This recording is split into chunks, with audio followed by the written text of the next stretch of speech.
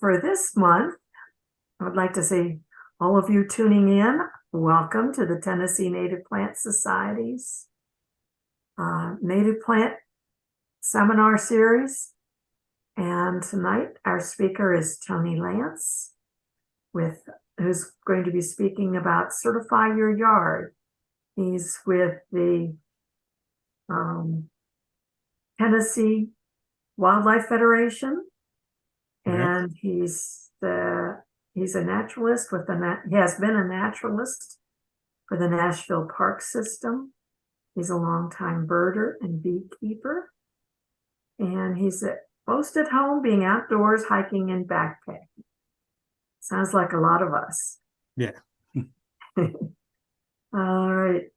He's even done something that our Margie Hunter hasn't finished yet. He's done the complete through hike of the Appalachian Trail. Oh.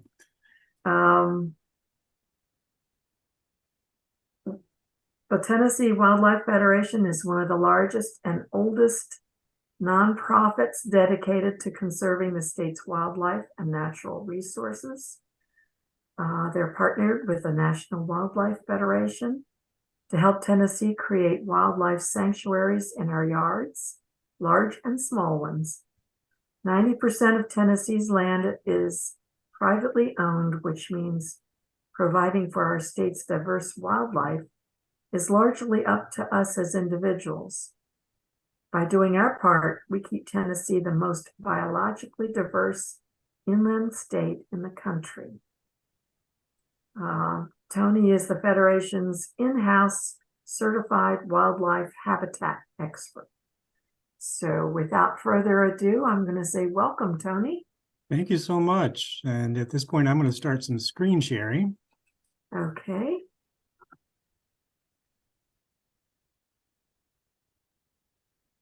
Ooh, lovely bluebird. Yeah. Actually, it's not bluebird. Actually, okay, there we go. Ah, with a fish.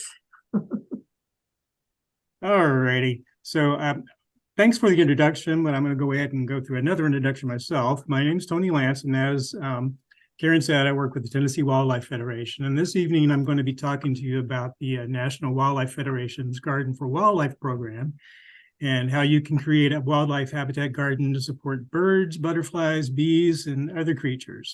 I'll also tell you how you can have your gardens recognized as certified wildlife habitats by National Wildlife Federation. And I'm also going to warn you ahead of time, I'm a shameless bird nerd. And as I go through this presentation, there are going to be several times that I'm going to go on a bit of a tangent and throw in some interesting facts about a few of our fine feathered friends. So when it comes to that, please indulge me. And before we talk about wildlife habitat gardening, I want to tell you a little bit about the National Wildlife Federation. NWF was founded in 1936 and is one of the oldest and largest wildlife conservation organizations in the United States. It's really not a stretch to say that it's America's conservation organization. Its mission is to unite all Americans to ensure that wildlife thrives in a rapidly changing world. It does work in a wide variety of ways, from working to protect large areas of habitat that benefit many species to species-specific campaigns. NWF has offices throughout the United States and has separate state affiliates in each state who band together to fight for wildlife. NWF works in Washington at the federal level to ensure we have strong legislation to protect wildlife and its habitat. It also publishes Ranger Rick magazines and has a long history of inspiring kids to go get outside and develop a love for the natural world. And it has many programs that people can get involved with right where we live. And we're going to be talking about one of those this evening. So not all wildlife is large, furry, or feathered, or only lives in wilderness areas. Insects, for example, are wildlife. So are songbirds. Many wildlife species can happily coexist right alongside people within our cities, towns, neighborhoods, and even our backyards and gardens if we just provide them with quality habitat.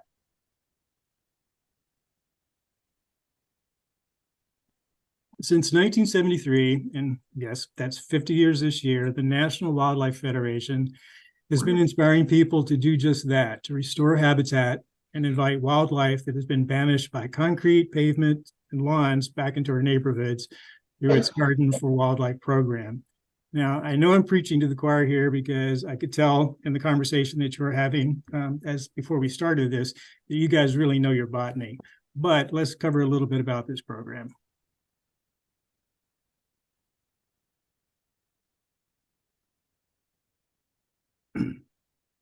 Sorry about that. Put simply, wildlife relies on plants for survival.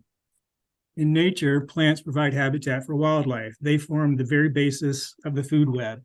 Without healthy, diverse plant communities, wildlife cannot survive.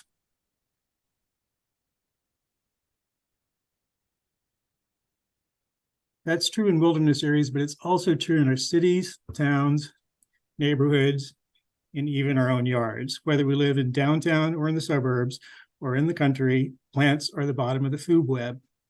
Insects are the next level. Insects are important wildlife in and of themselves, but they're also food for many other species. Plants support insects. In fact, the majority of insects rely on plants that share their evolutionary history, the native plants of the region.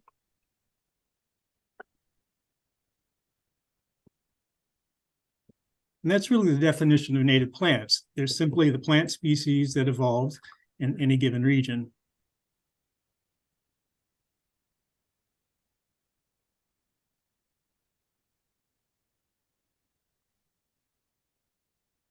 And again, preaching to the choir here, but native plants are great choices for your garden or landscape because they evolved in your region. They thrive in the local climate, weather patterns, rainfall levels, soil moisture with little need for extra watering or pesticides or fertilizers. But most importantly, native plants are the plants that wildlife rely on for survival.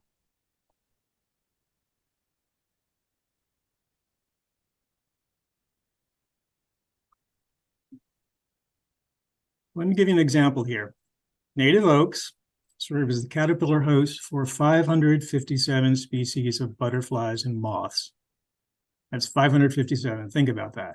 Compare that to non-native but commonly planted ginkgo, which supports a whopping 0 species of butterflies and moths. And as you very well know, this is true of most non-native plants.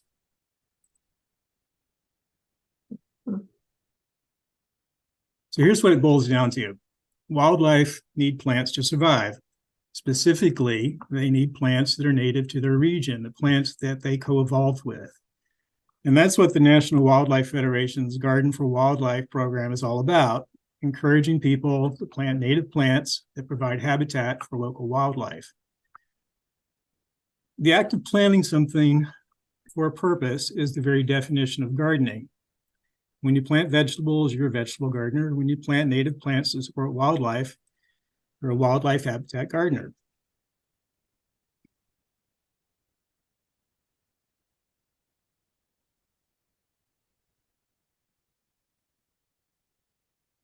Okay, let's talk about what we mean by wildlife in the context of the wildlife habitat garden. Songbirds, butterflies, and hummingbirds are the kinds of wildlife that will be attracted to a garden or landscape planted with natives. This is great because everyone loves birds and butterflies. But there's a world of wildlife beyond birds and butterflies that will also benefit from your wildlife habitat garden. The world of insects is incredibly diverse beyond just butterflies, like this beautiful damselfly. Remember, insects are wildlife, and amphibians like this tree frog are on the decline worldwide, but your yard can help support their local populations.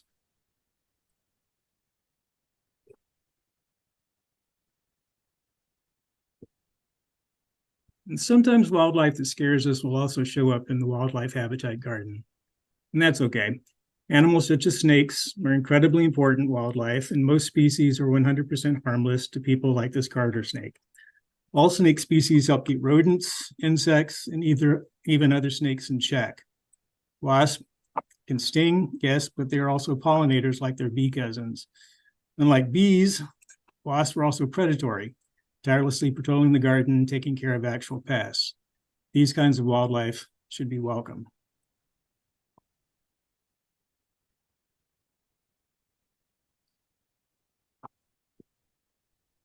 And sometimes some wild animals can be a nuisance. You don't have to welcome every creature, and you can focus on birds and butterflies and put up fencing or repellents to deter other wildlife, such as deer.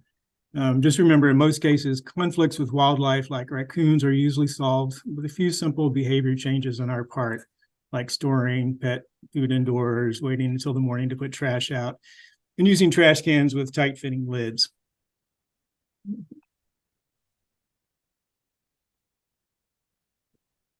And when you create a wildlife habitat garden, predators will also show up. And that's a good thing. It means you're doing it right and you've created a food web. And we're not talking about mountain lions and bears here, but animals like foxes, hawks, things like that. One of the little sides I wanted to point out is the bird you see on the left there. That's a greater roadrunner. And that's kind of an iconic southwestern species. But over the last 50 years, it's expanded its range. And it's practically now in Tennessee. It's covering right now the whole state of Arkansas and has moved into Missouri. And it may be in Tennessee within our lifetime, probably owing to climate change. I mean, just like the armadillo, just like the scissor-tailed flycatcher, coyote, things like that. It is on the move. And I wouldn't be surprised if in the next couple of decades we have roadrunners here in Tennessee.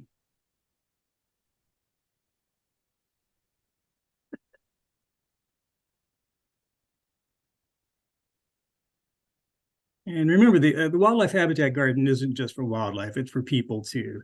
We all know the importance of getting our daily dose of nature, and there's no better place to do it than right outside your back door. And that doesn't matter how young or old you are, it's really important to our physical health, our mental health, our emotional health to get out and enjoy the natural world.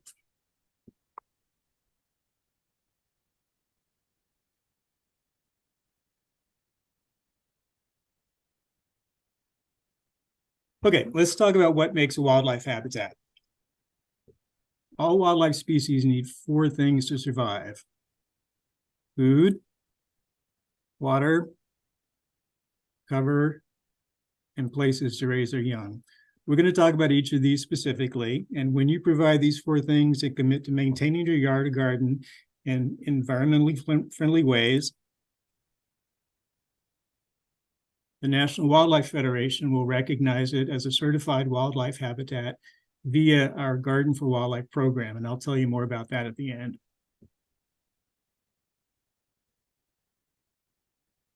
So let's start with the first component of habitat, food.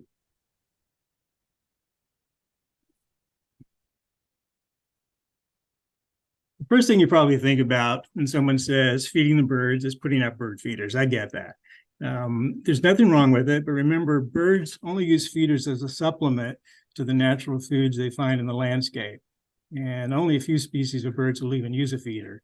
So think of feeders more as a snack, not habitat. The best way to feed birds and other wildlife is by planting native plants.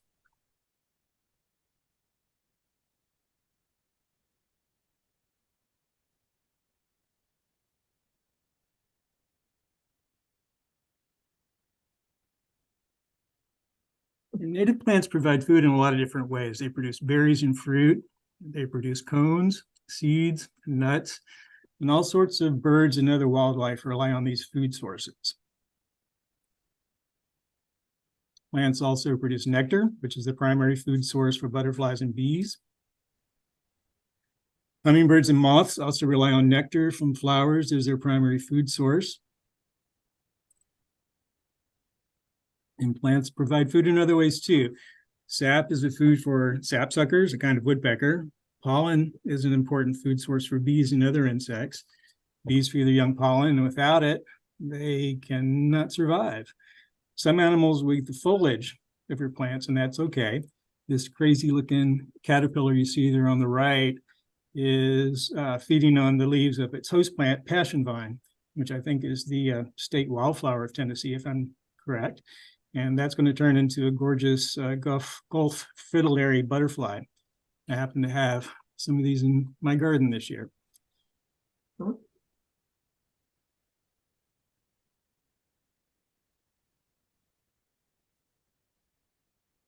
So as mentioned before, native plants are the foundation of the food chain, followed by insects. The importance of insects as a food source can't really be overstated. Everything eats insects, including other insects, spiders, small mammals, frogs, lizards, and birds.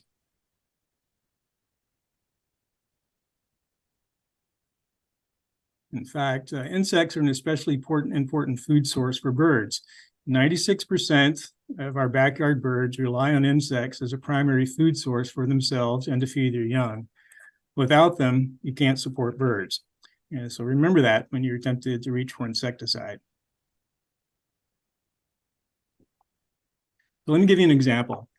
A recent study looked at Carolina chickadees and found that one pair of chickadee parents have to catch between 6,000 and 9,000 insects just to successfully raise one nest of babies. And they only hunt for those insects within a radius of about 150 feet of the nest. So that's an incredible amount of insects. But if you plant native plants in your garden, you'll support them and in turn give birds the food source they need to survive.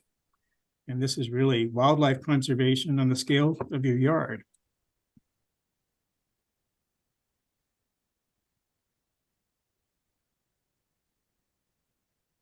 After insects, other small animals are the next level on the food chain. Again, this is normal and natural. Predators are important and everything needs to eat.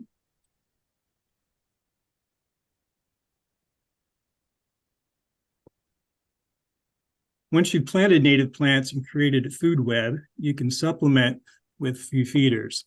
There are many kinds of feeders, from seed feeders, nectar feeders, to suet feeders. Just be sure to regularly clean your feeders. Dirty feeders can spread disease.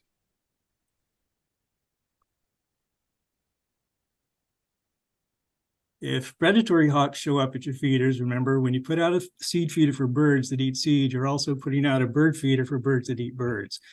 Cooper's hawks, which is the one shown here, and their smaller cousin, sharp-shinned hawks, feed on smaller birds. It's normal and natural, and if this bothers you, you might want to take down your feeders, which attract small birds.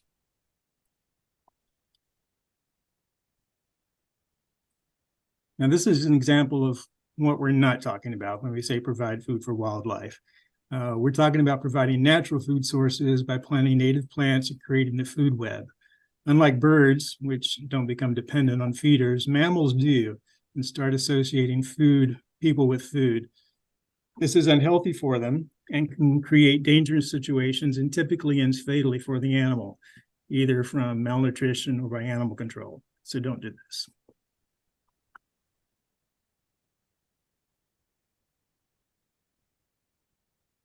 This is not something we have to think about too much in Tennessee, although we do get bears, I guess, in the Cumberland Plateau and farther east. But yeah, this is not what we're talking about either.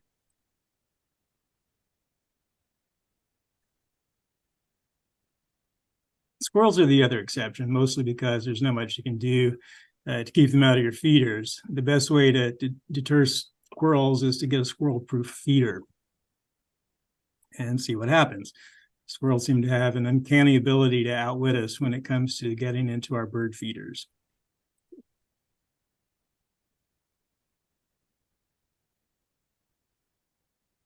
Okay, we talked about food, and let's talk about the second component of habitat, and that's water.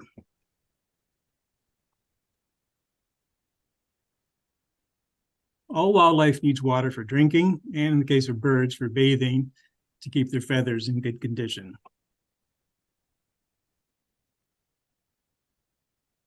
Some kinds of wildlife actually live in the water, like this green frog. Water makes up their primary habitat.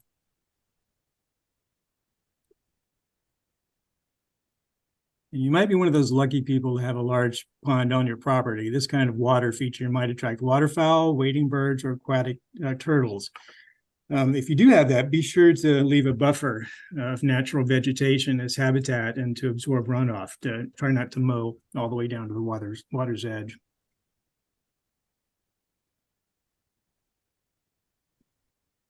And more likely, you only have room for a small garden pond like this one. That's totally fine. While this kind of water feature won't support waterfowl or aquatic turtles, but lots of wildlife, from birds to frogs to dragonflies, will use it. As with larger ponds, Make sure to have plenty of aquatic vegetation to provide habitat and to serve as ladders in and out of the water. Aquatic plants also compete with algae and keep a smaller water garden from turning into pea soup.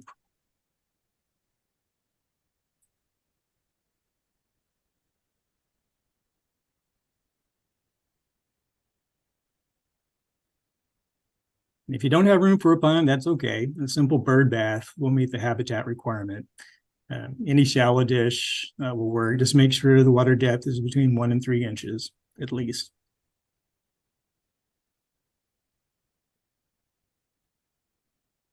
And if you moving water is also attractive to birds. If you can add a small fountain or a mister to your pond or bird bath, hummingbirds will go crazy over that. There's some solar powered fountains on the market now that I've tried to use, and they work very nicely. My hummingbirds seem to enjoy those a great deal.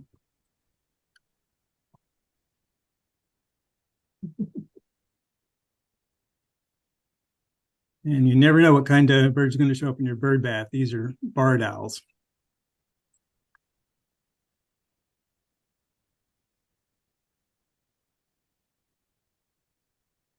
And just because we call them bird baths, that doesn't mean only birds will use them. Tree frogs, like the spring peeper and gray tree frog, will use bird baths to keep their skin moist.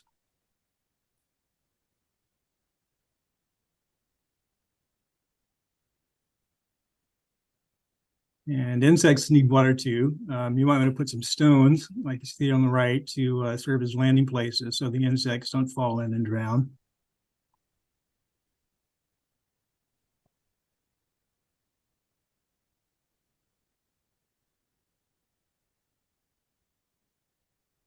And even mud puddles can count as a water source.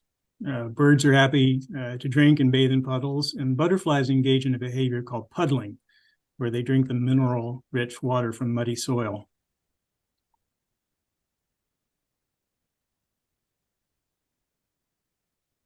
Of course, one concern with having a water feature is mosquitoes, and controlling mosquitoes is pretty easy. It takes mosquitoes about 5 to 7 days to go through their aquatic larval phase. So all you have to do is just dump out bird baths every couple of days, and you'll also dump out any mosquito eggs and larvae. If you have ponds, you can inoculate the water with natural bacteria that targets mosquitoes but is harmless to other wildlife and people. I think this bacteria is sold as mosquito dunks or mosquito granules and can be found at hardware stores and online in Amazon. So now we've covered food and water. Let's talk about the third component, which is cover.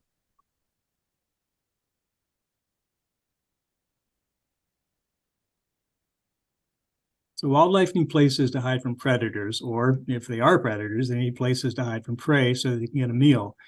As these photos demonstrate, plants are the main way that wildlife will find cover. The same plants that provide food will do double duty and offer cover too. Wildlife also needs cover from the elements. Animals will seek shelter during times of extreme heat or cold, during rain or snowstorms, and during times of high wind.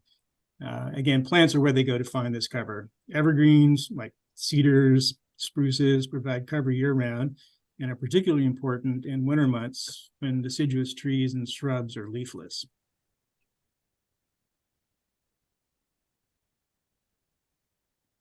Plants with thorns, like this one, offer a bit of added protections for small wildlife like the sparrow. And this is another little tangent I'm going to indulge myself on. This particular sparrow may look fairly nondescript. It's a white-throated sparrow, and it's a winter resident in Tennessee. It breeds in the far north up in the boreal forests of Canada, but comes here in the wintertime. And you wouldn't think to look at it that it's anything special, but it's arguably one of the most remarkable birds in the world. And I say this because it's been found it's the only animal known to have 4 sexes. Because of a strange genome inversion, this bird has 2 color morphs. It has the tan individuals, the tan crown, and the white crown. And the males of the tan will only mate with the females of the white crown, and the females of the tan will only mate with the males. I think I said that the wrong way. the tan males only mate with the white crown females, and the white crown males only mate with the tan crown females. So effectively, functionally, these birds have four sexes. And that's something that was only discovered really within the last couple of decades. And there's no other example of that known in the world.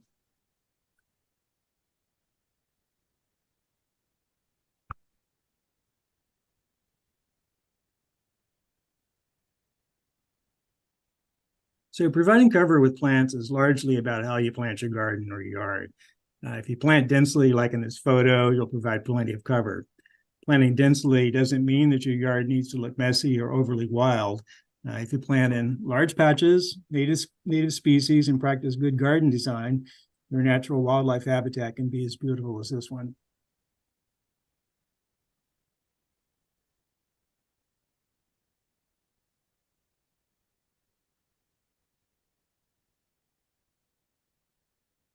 Cover is important because many species will just never visit an open yard, and that's mostly like a lawn. Species like this wood thrush need the cover of trees and shrubs and forage for food in the branches and the leaf litter. And they're rapidly declining in part because we've converted their habitat into lawns. And even fallen leaves provide important cover for wildlife. Many species live in the leaf litter, so try not to rake up or blow away every leaf in the fall. Instead, use it as a natural mulch in your garden beds as nature intended, and that'll provide cover for lots of small animals. In fact, many butterflies and moths will overwinter in the fallen leaf litter.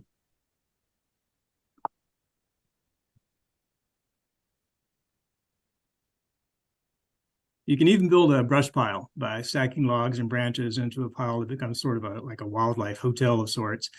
And I know that's not for everybody. It wouldn't work on every property, but if you live in an area where you have enough space for it, it is a great wildlife attractant. I do have one in my own yard, and it really works well.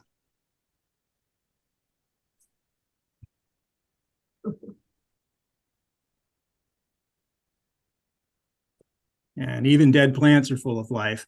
Fallen logs and branches provide cover for many animals like this red eft, which is the juvenile phase of the red-spotted newt. Small animals can hide under logs, and if they're hollow, inside them.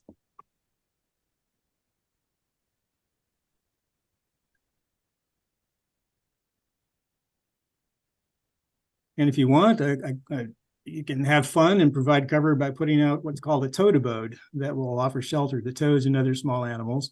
Insect hotels are also another trend that seems to be catching on. And one thing that I've been tempted to try, in fact, I've been shopping around recently for them, are these roosting boxes. A lot of times in the winter, bluebirds and other species will cluster for warmth inside cavities.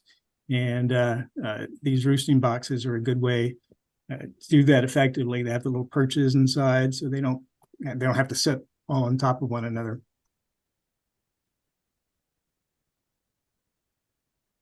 So we've now talked about the first three habitat components. That's food, water, and cover. Now let's talk about places to raise young. And this one's really important because it's great to feed a bird. It's great to provide places for small animals to find cover or something to drink. But unless species have the space and resources to find a mate, engage in courtship, build a nest, lay eggs, dig a burrow, give birth, and successfully raise their young, the species are still going to decline. So your wildlife habitat garden can ensure the future for local wildlife.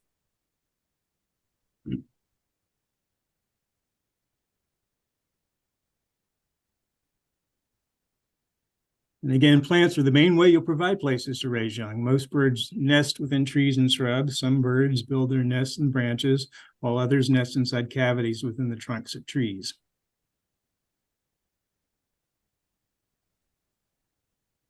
Plants also provide natural hiding spaces where mothers leave their young. Deer fawns and baby rabbits spend most of their day hiding in the vegetation while their mothers feed nearby to avoid attracting predators. Even species that don't directly care for the young, like turtles, need vegetation to hide in as babies to avoid predators.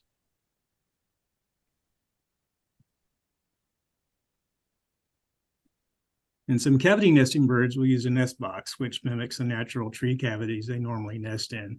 Wrens, chickadees, bluebirds, tree swallows, woodpeckers, and even some species of warblers, owls, and ducks, like these wood ducks on the right, will use nest boxes. And here's another little interesting aside I'm going to throw in here. The birds you see on the left might look to you like the common Carolina wren that we have all across the state, but that's actually a Buick's wren. And Buick's wrens used to be really common and widespread in eastern North America, and they're still pretty common out west. But over the last 50 years, their numbers have plummeted, and the last known nesting Buick's wrens in the east that I'm aware of were actually in the Murfreesboro area about 10 years ago.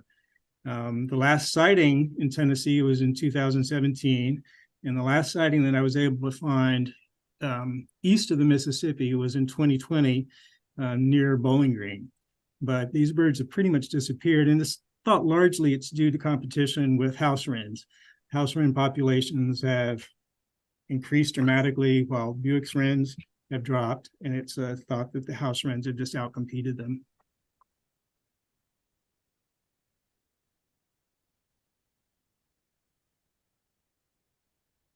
And bluebirds are kind of a conservation success story. Nest boxes have actually helped bluebird populations recover after their population crashed in the first half of the 20th century.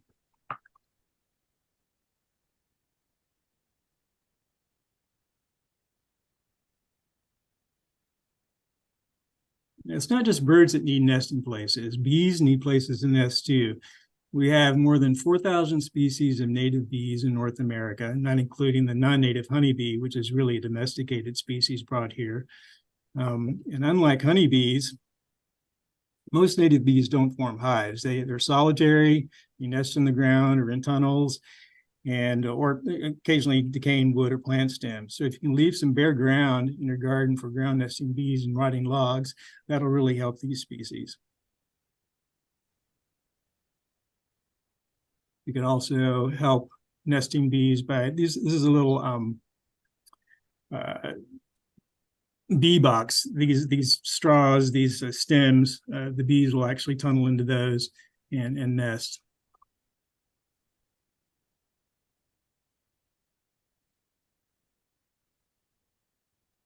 And many native bees need mud to build the chamber walls of their nesting tunnels. And birds like robins and phoebes also can use the mud to build their nests. So a bowl of mud can be an important resource to allow wildlife to raise their young.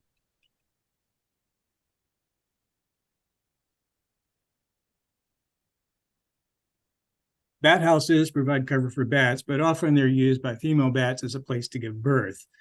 A good bat house is large, at least 24 inches high and about 18 inches wide, with multiple chambers inside. Don't place a bat house on a tree. Instead, put it on a pole with some sort of predator guard, or mount it on the side of a building at least 12 feet off the ground.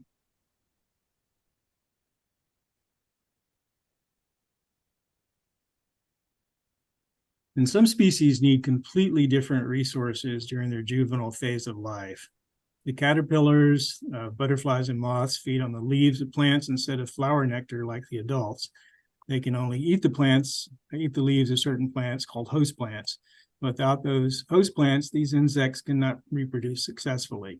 Similarly, frog, toad, and many salamanders start out life as aquatic larvae that breathe through gills. So they need a clean supply of standing water, preferably without fish, to successfully complete their life cycle.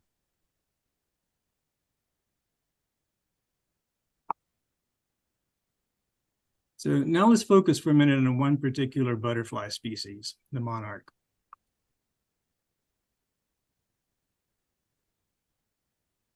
I'm sure everybody on here knows what a monarch looks like. It's large, beautiful, black and orange, and unlike most insects, they're migratory. The population east of the Rockies all migrate to a few spots in Mexico for the winter. In spring, they repopulate the continent over the course of 4 or 5 generations, relying on milkweed to lay their eggs. West of the Rockies, the population migrates to coastal California. And unfortunately, both populations have plummeted, largely due to the loss of habitat, and specifically the caterpillar host plant milkweed.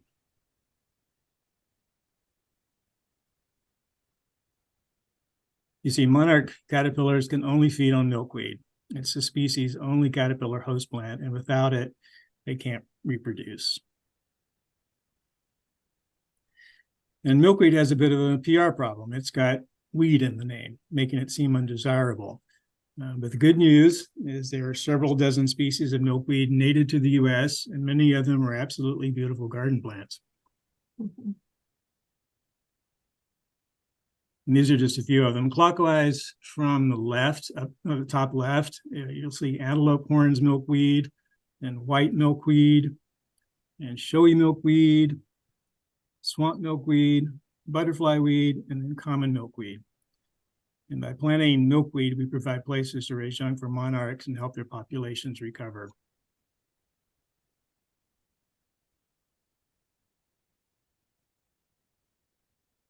So that covers the four components of habitat: food, water, cover, and places to raise young. So once you provide those in your yard or garden, it's important to maintain it sustainably using environmentally friendly ways. For example, don't spray toxic pesticides or use polluting chemical fertilizers. Using organic gardening techniques, conserve water, don't plant invasive non-native species, and plant native instead.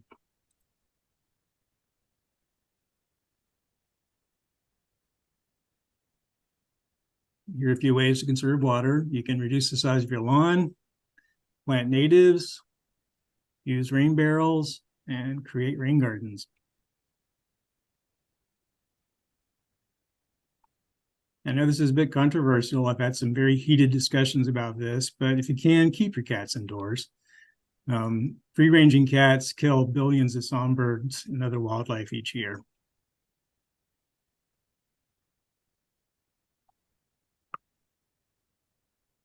Don't use pesticides. Pesticides kill plants and insects. Instead, go organic.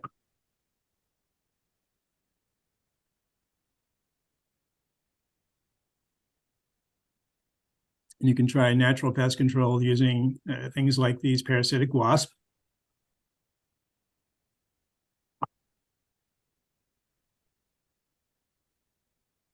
And also pay attention to your windows. Over 1 billion birds are killed annually by window strikes. So place your bird feeders away from the windows, try to reduce window reflections, and if you can, turn off lights during migration.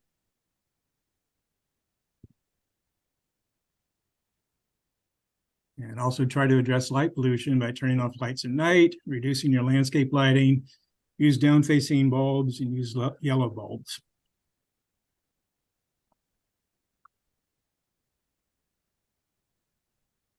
And where possible, use sustainable products using recycled materials.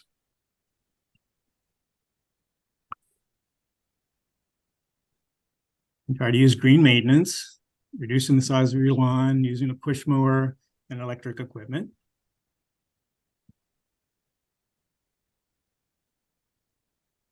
And a favorite of mine is leave your leaves. I try to keep them out of the landfill, leave them whole, compost or shred them, because they do comprise important habitat.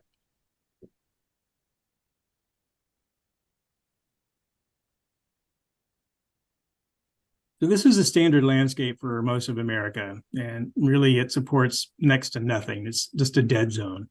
And this is what wildlife is up against. So it's up to us to make the choice to plant with a purpose and create wildlife habitat gardens and landscapes that actually fit into the local ecosystem and support wildlife. You don't have to rip out your entire yard or let your entire property go completely wild. Small changes can make a difference if they're done at scale. So what if we went from that to this? This landscape is beautiful. It's natural. It's not overly wild. There's still some lawn, maintained naturally. And this kind of yard can support dozens of species of birds, butterflies, and other wildlife. If each of us added one new garden bed filled with native plants each year, the impact would be huge.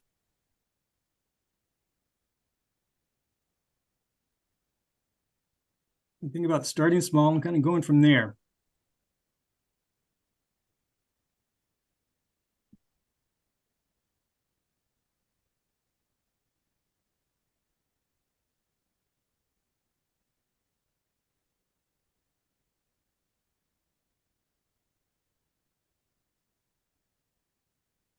You can create a wildlife habitat garden pretty much anywhere, not just in a yard. You can create one in containers on a city rooftop or a balcony, at your office, at the local school or library, or at your church.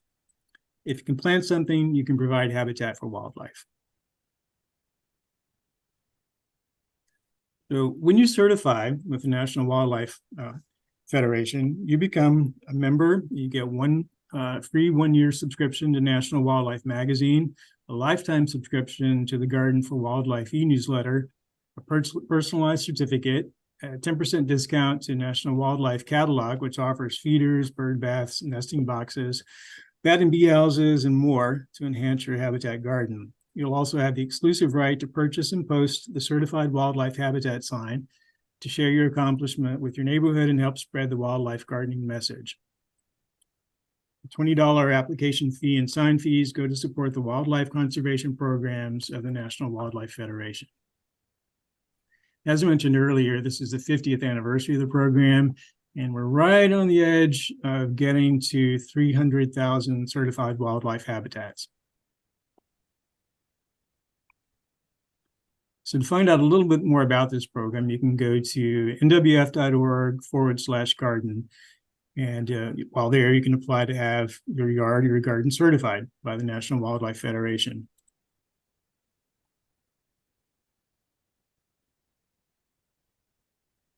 Or you can go to gardenforwildlife.com.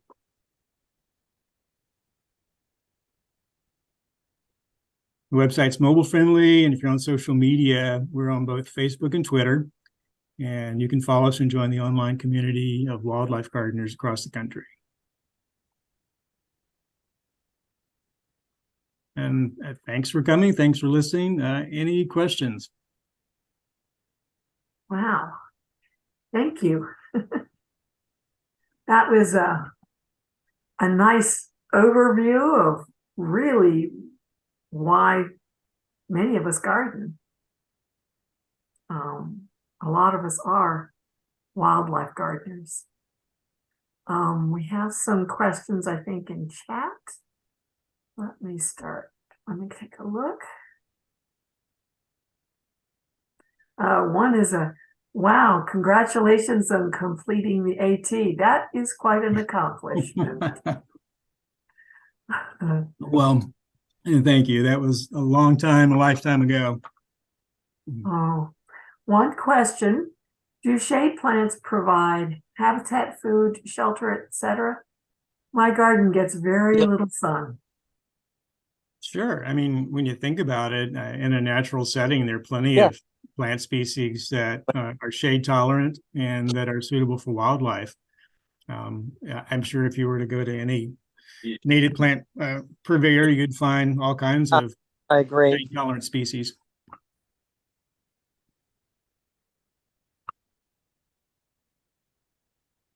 Someone. Okay. I have a question. Yes. Sure. Hi. My husband and I live on a little bit over 2 acres in Gallatin, Sumner County. Mhm. And it's impossible to create, plant all of that in natives. I'm making headway. I have large garden areas. And I've made mistakes along the way in the 5 years that we've lived here, but I'm planting more and more natives. And we also have I would say about a third of our property is heavily wooded. Lots of oak trees, shagbark, hickory, and cedar, and numerous other native trees. We have bats, we have owls, we have just a tremendous amount of wildlife. My question is this. I can't always maintain it. I'm currently recovering from shoulder replacement surgery, so it gets pretty weedy. Some of those non-native weeds get in there and make me crazy, and I can't always get to them right away. How big of an impact, how much of a negative impact, I should say, are those weeds? I know some of them are actually natives, but how much of a negative impact is that on wildlife when you have a garden that gets just kind of consumed by weeds among the natives, if that makes sense? Yeah, I mean, how do you really answer that? How do you measure that? I mean, let's face it.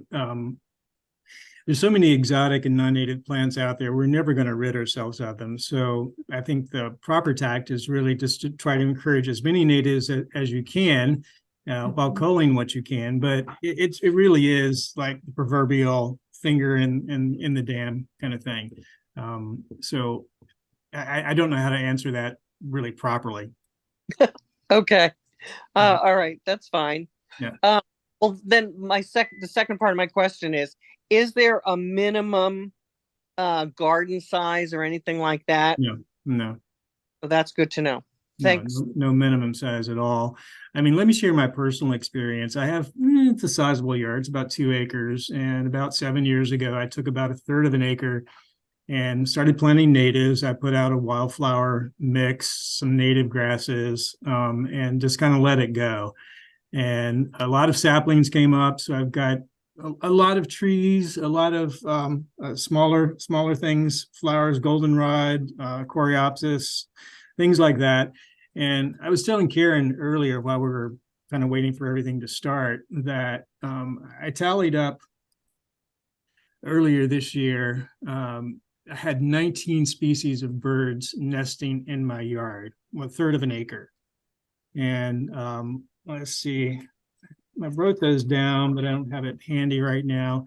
But I had things like blue grosbeaks, which normally need large expanses. Fortunately, I do have some neighbors with good habitat, so they take advantage of that. But even in my little third of an acre, I have prairie warblers, common yellowthroat, chipping sparrows, indigo buntings, towhees. Um, and with my nest boxes, I've got bluebirds and I've got tree swallows. So you can do a lot in a small space, especially if you maintain it over time. That Great. doesn't mean do it every day, but just when he says over time, it's the more natives you have, the better. One thing I'm kind of curious about, because you guys are probably way more informed of native plants than I am, and I'm starting to get into native grasses. And I'm going to try to include those in my landscaping. And does anyone here have experience with that?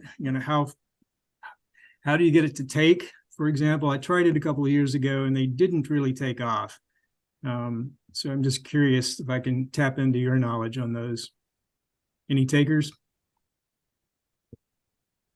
Ah, that sounds more like with the native grasses, you're thinking prairie-like. I am. I am. Yeah. You have to keep the trees out, so mow it once a True. year. True. This is Karen in Gallatin again, and my limited experience with native grasses. Got seed for big blue stem, little blue stem, and Indian grass, Mm-hmm. and winter sowed them and planted them in a very small garden area in full sun. Mm-hmm. And it's really separated away from the native, the flowering plants. But it's taken some time, but they have taken. And I mean, they're not very big here at the end of the summer because I really only got them in the ground in May or June. But I mean, they've taken, and I anticipate they'll be back again next summer. So if I'd like to hear from others too, but to your question, I winter sowed the seeds and they did fine. Well, I do have an interest in that. And one of the birds that I've attracted, which totally surprised me, is I've gotten bobwhite quail, and which is just I do live in Robertson County, and there's still a fair amount of farmland, but every year for the last 5 years, I've had a couple of bobwhite quail, which come through my yard, the males singing. I don't know that they've nested there, but I do see them. And I know that native grasses are particularly appealing to them. So I'd like to make my yard as desirable to the bobwhite quail as I can. Probably someone at Quail Unlimited could Mm. give you even better advice on that one. Yeah, for sure. Yeah. We have some questions in chat.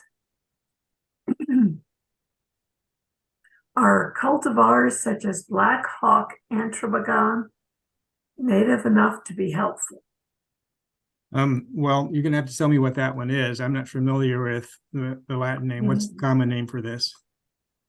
Bettina, what are we talking about here? Yeah, It's big blue stem. a big blue Oh, big stem. blue It's stem, it's okay. a dark purple, almost black big blue stem. It's a really beautiful grass. It looks just like big blue stem, only it's dark. Yeah.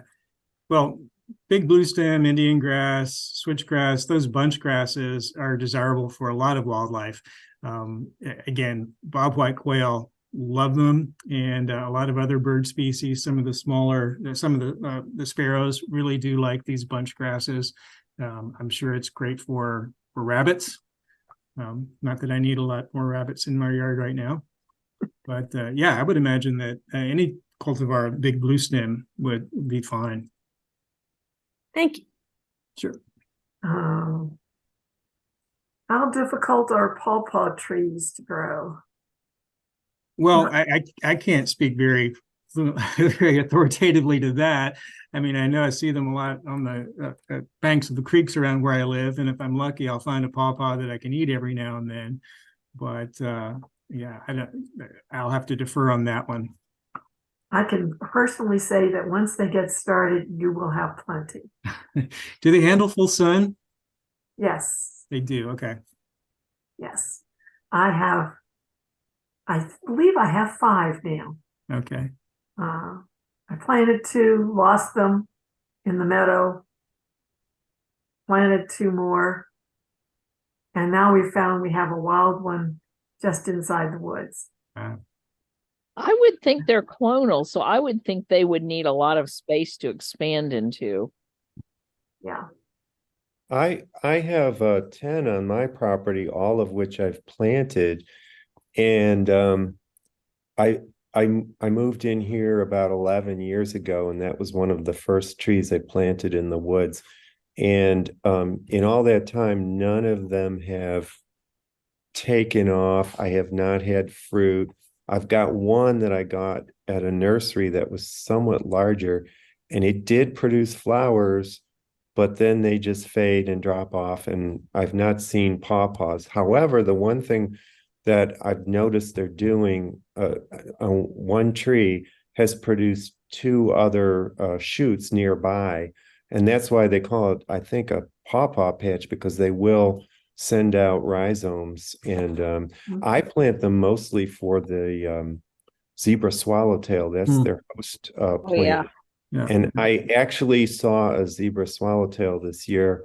I've seen, in living in Tennessee for 20 years, I've only seen them once or twice, and they're the state butterfly. But I did see one this year, so maybe somebody's finding my pawpaw trees. Yeah, go find a creek and encourage your dog to pee on the stones on the creek. That'll almost certainly attract a zebra swallowtail. Oh, Now, are all the pawpaws you're getting the same sex? Because I think they're dioecious. right. And so what I've done, I've bought all those You got trees, boys and bought them girls. over time from different places. So I have no idea, but 4 that's of mine are from different places, and the 5th one is a volunteer Hmm. that's bigger than any of the others that I planted. So it was obviously here sooner. And that had flowers this year, but we never did see fruit. So, Might need a girlfriend. or boyfriend, or a witch. Yeah, or a boyfriend. You guys bring to mind a question that I have for you. My sassafras trees are all dying, Oh, and I understand there's a disease that's killing sassafras trees. mhm. Okay.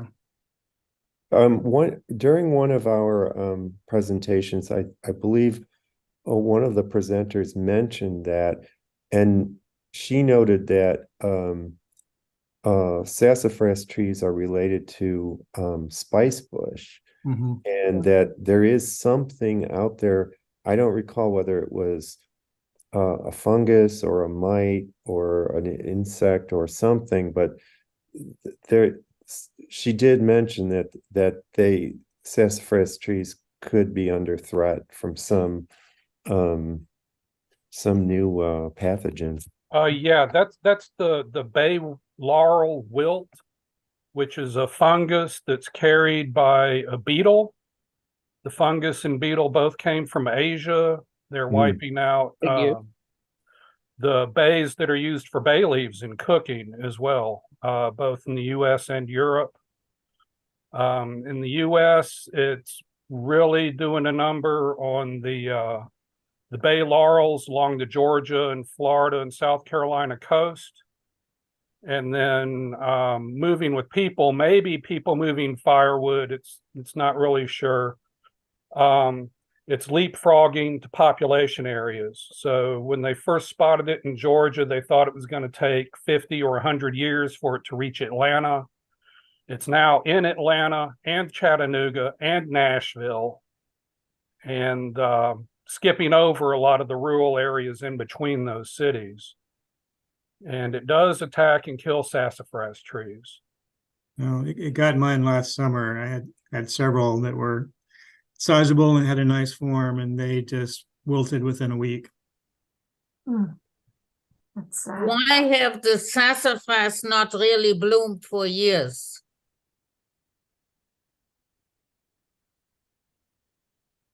Oh, I don't really know. Yeah. oh no. Nick Douglas also has a comment, maybe a question, I'm not sure. He says, for grasses, grassland that mix native grasses with flowering forbs, check out Southeastern Grasslands Institute and Quail Unlimited. Also cruise around the big WMA near Crossville, which has a thinned woodland with grassy understory as an oak savanna restoration. TWRA plus the two organizations mentioned. Yeah. Also, don't overlook some of the important self-seeding annual grasses like prairie dropseed, which is important in the Middle Tennessee barrens, glades, and pennyroyal karst plain. So some good advice there. Does anyone else have a question? No, I have not heard any comments on lichens, mosses, and fungi, especially tree fungi. So that's a very interesting thing to study. I'm wondering what eats those. Pardon? I wonder what eats them. Oh, What wildlife eats mushrooms? well, the Box turtles eat mushrooms. slugs and so they eat fungi. Okay. Okay.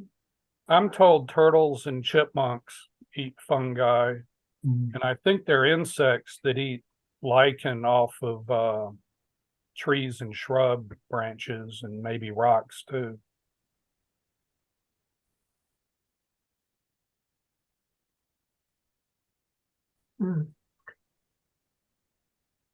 Well, I know that, well, I don't know what eats them, but I know that I joined National Wildlife Federation back in my college days.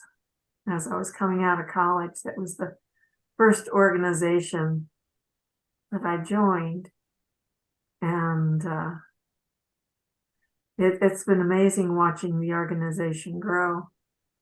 It's hard to believe it's been around so long.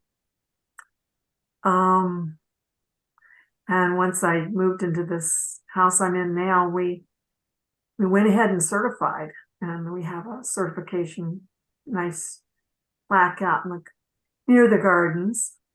And we've improved our yard just one garden at a time each year, a new garden, or expand one of the others, making it a little bit bigger. So I still hunt the plant sales spring and fall, find out something new because something didn't work out. So I've got a place I can put it, or I can expand a place and put it in there. So it's been a fun journey. And I can recommend that if you don't think you have a lot of wildlife, put out a wildlife trail camera. You will be flat out amazed. Absolutely amazed. We just found out today that our bobcats have been in the front yard, Wow. just in the backyard. We have found a dead rabbit, so we must have interrupted them at some point. And but a dead rabbit in the front flower bed, right against the house. Mm. Where Well, I you know, know they feed and hide. yeah. You know, the office that I work at for the Tennessee Wildlife Federation is just off Charlotte and White Bridge, West Nashville. But we have Richland Creek right behind our building. And we've had deer, turkey, river otters, and mink all right here at our building, just in the creek behind us. Oh my. You know, Mink not to is mention- fabulous. Yeah, not to mention the great blue heron and the kingfisher that hangs around. So there's plenty of stuff right here that use the stream as a corridor. Yes. And that's probably one reason we have so much wildlife too, is that behind our yard and meadow, there is down the hill is a stream. And that's a corridor that goes underneath 840, a major highway, which we butt almost up against. But with that stream corridor that goes under 840 into farmland, it's a funnel for a lot of wildlife. So it's, I know it was our sanity during the COVID period when we were restricted and where we could go and what we could do because of our ages and the disease. So my husband and I just thoroughly enjoyed watching all the goings and comings throughout our little tiny yard, but it's amazing what we have. I highly recommend it. Even if you've got just a balcony that you can put a pot on, it's a start, and you'd be surprised. You know, you'll get pollinators, you'll get caterpillars, and the things that feed on caterpillars are birds. So you've got a nice start right there, just a pot of native plants. So,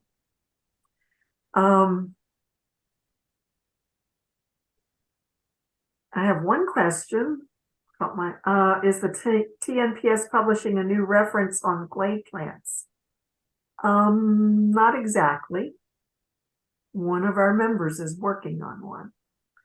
I'm not sure yet how it will be published. She's not that far along. Okay, so stay tuned, maybe. That's a very positive maybe. Okay. Any other final questions before we say goodnight? Okay, I want to say thank you very much, Tony. I enjoyed this thoroughly, and awesome. We appreciate your coming. Thank you for having me. We'll be in touch. Alrighty. Good night, everyone.